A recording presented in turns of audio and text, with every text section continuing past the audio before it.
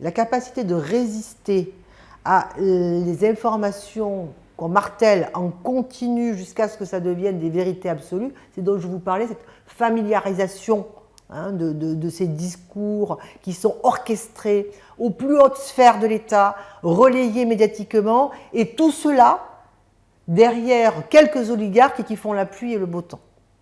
Donc forcément, ça a impacté. Au même titre qu'il y a eu le même impact au niveau des Juifs, et on a parlé aussi de grands remplacements, de la même façon, et on a vu ce type de discours martelé, familiarisé, jusqu'à devenir une vérité.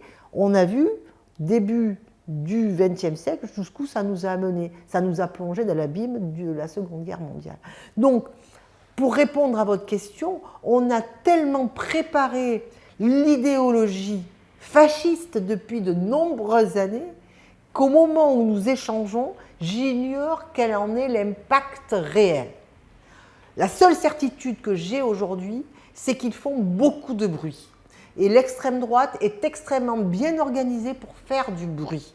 Bruit au niveau des réseaux sociaux, bruit médiatique, et qui plus est, ils ont maintenant une puissance économique à travers des oligarques tels que Bolloré pour investir les médias.